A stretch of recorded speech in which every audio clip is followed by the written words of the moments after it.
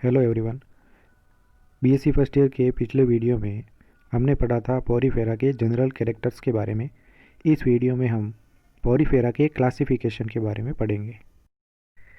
There are about 5000 living species of sponge included in this phylum. इस phylum में लगभग 5000 जीवित प्रजातियां स्पंजों की शामिल की जाती है। This phylum is grouped into 3 classes. तो इस फाइलम को 3 वर्गों में विभाजित किया जाता है, depending mainly on the nature of the skeleton. और ये है स्केलेटन या कंकाल के आधार पर इनको डिवाइड किया जाता है।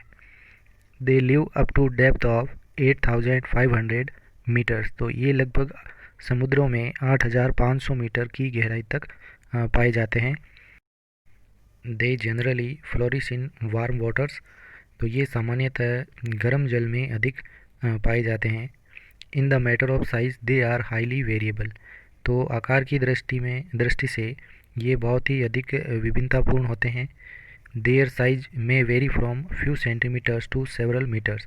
इनका जो आकार है कुछ सेंटीमीटर से लेकर अनेक मीटर तक हो सकता है, यानी इनकी बॉडी का जो आकार है, साइज है, वो बहुत ही ज़्यादा वेरिएशन वाला होता है।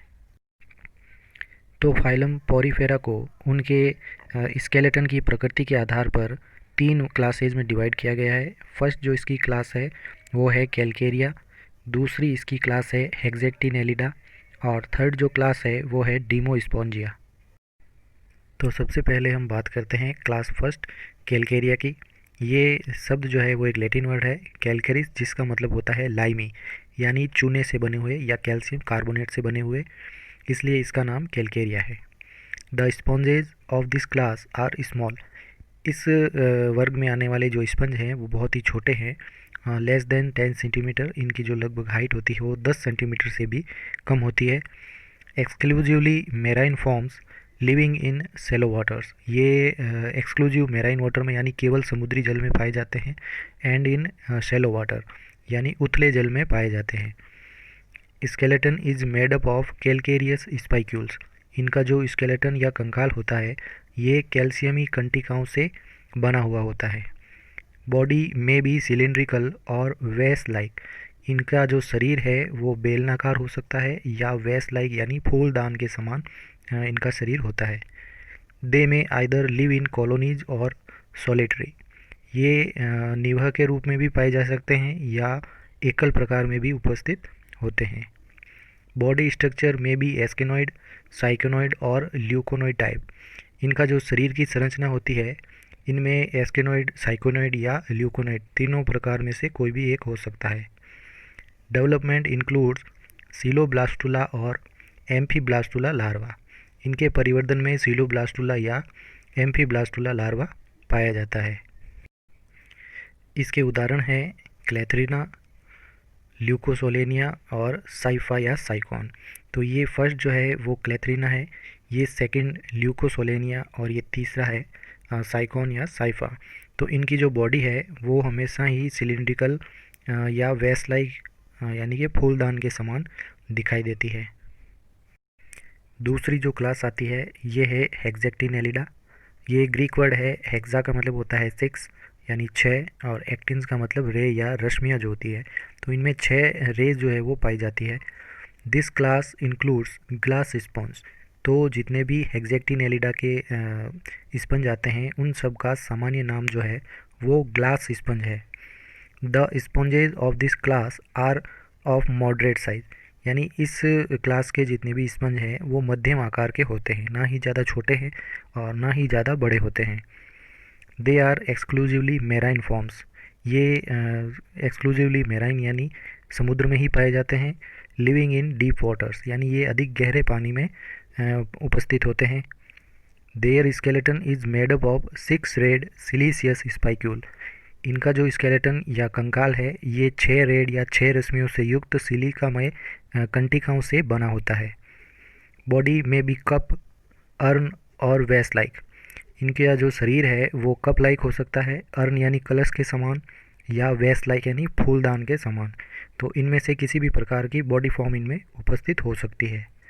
दे में आइदर लिव इन कॉलोनीज और सॉलिटरी। ये एकल या निवयी प्रकार के यानी कॉलोनी में पाए जा सकते हैं या एकल प्रकार से पाए जा सकते हैं।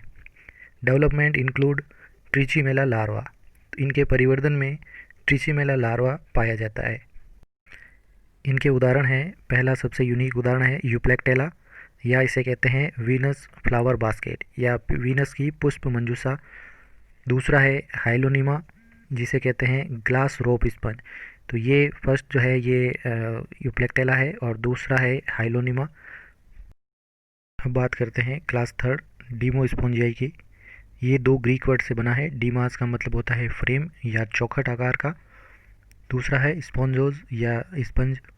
तो चौखट आकार के जितने भी स्पंज हैं वो डीमोस्पोंजियाई के अंतर्गत आते हैं। The sponges of this class are large size. इस वर्ग के जितने भी स्पंज है वो बहुत ही बड़े आकार के होते हैं। दे इंक्लूड मेराइन वाटर और फ्रेश वाटर फॉर्म्स। अब ये जो है वो मोस्टली पाए जाते हैं मेराइन वाटर या समुद्री जल में, और कुछ जो इसके प्रकार है वो स्वच्छ जल में भी पाए जाते हैं। Their skeleton is made up of siliceous spicules. इनके जो कंकाल है वो सिलिकामय कंटिकाओं से बना होता है और स्पॉन्जिंग फाइबर या स्पंजिंग तंतुओं द्वारा और बोथ यानी दोनों उपस्थित हो सकते हैं, कंटिकाएं और फाइबर्स, और नन यानी दोनों ही एब्सेंट हो सकते हैं। बॉडी इज वेस और कप और कुशन शेप्ड। इनका जो शरीर होता है वो वेस यानी फूलदान के समान, कप के समान या गद्देदार आकार का हो सकता है। दे में आइदर लिव सॉलिटरी और इन कॉलोनीज, या ये एकल प्रकार के होते हैं या निवही प्रकार के हो सकते हैं। Body organization is leuconoid type. इनका जो शरीर संगठन होता है वो ल्यूकॉन प्रकार का पाया जाता है। Development include parenchymula larva. तो परिवर्तन के दौरान इनमें पेरेनकाइमुला लार्वा पाया जाता है। तो डीमोस्पोंजियाई के उदाहरण हैं, पहला है क्लायोना। इसे कहते हैं सेल बोरोविंग स्पॉन्ज, यानी ये कवच को भेदने वाली स्पंज होती है। तो ये है फर्स्ट क्लायोना। दूसरी आती है स्पॉन्जिया, या इसे कहते हैं बाथ स्पंज, यानी स्नान करने के लिए जो स्पंज काम में आता है वो स्पॉन्जिया है। तो ये है बाथ स्पंज। तीसरा आता है स्पॉन्जिला, इसे कहते हैं फ्रेश वाटर स्पंज। तो ये स्पंज जो है स्वच्छ जल में पाई जाती है।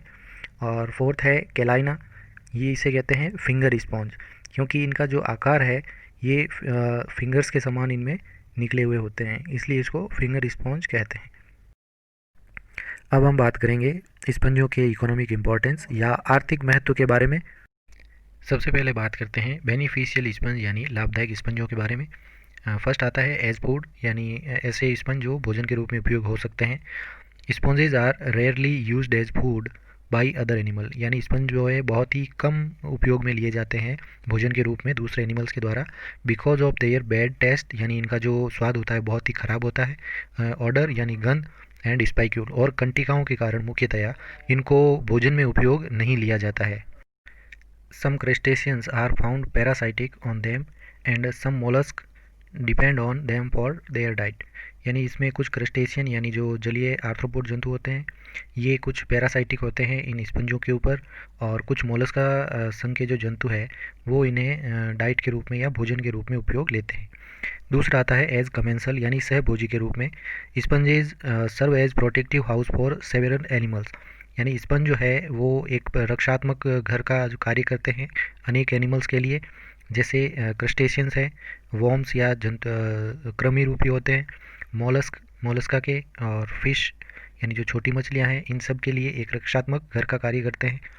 Because their enemies can not feed the sponge, क्योंकि इनके जो शत्रु होते हैं वो स्पंजों को नहीं खा सकते हैं, और ये जो जंतु हैं वो स्पंजों के अंदर जो है उनके कंकाल के अंदर छुप कर रहते हैं।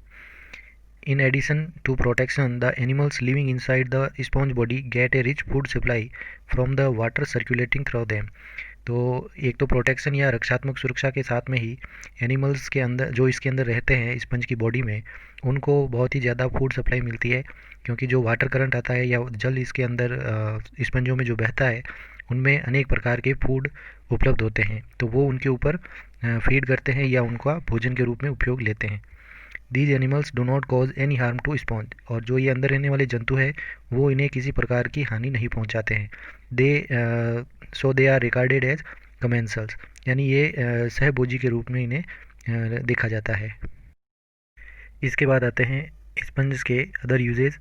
The dried fibrous skeleton of many sponges like U spongia are used for the purpose of bathing, polishing, washing cars, walls, furnitures and scrubbing floor etc. यानी इनका जो सूखा हुआ स्केलेटन होता है, जो रेसेदार स्केलेटन कंकाल होता है, जैसे यू स्पोंजिया काम में आता है। इनका कई प्रकार से उपयोग लिया जाता है, जैसे बाथिंग में उपयोग लिया जाता है, पॉलिशिंग में लिया जाता है, कारों को धोने के लिए काम में लिया जाता है, दीवार, फर्नीचर और फ्लोर इन सब को रगड़ने के लिए काम में लिया जाता है। The skeleton of some sponge like Euplectella are of great commercial value. कुछ जो स्पंज हैं उनके स्केलेटन बहुत ही अधिक आर्थिक महत्व वाले होते हैं, जैसे यू प्लेक्टेला का स्केलेटन काम में आता है। यूज्ड एज डेकोरेटिव आइटम, यानी सजावटी आइटम्स के रूप में घरों में रखा जाता है, एंड गिफ्ट, और इसे गिफ्ट में भी दिया जाता है। तो यूप्लेक्टेला जो है वो जापान में शादी में गिफ्ट के रूप में इसको दिया जाता है। फिर आते हैं हार्मफुल स्पॉन्ज, यानी हानिकारक स्पंजों के बारे में। द बोरिंग स्पॉन्ज, यानी जो भेदक स्पंज होते हैं, जैसे क्लायोना है, तो it attach themselves to the shell of oyster. Oyster होते हैं सीपियाँ, तो सीपियों के कवच के ऊपर ये अपने आप को अटैच कर लेते हैं। It bores into the shell of these animals and completely destroy them. ये जो स्पंज है क्लायोना, ये इनके जंतुओं की जो शेल होते हैं यानी कवच जो है उनको पूर्णतया नष्ट कर देती है।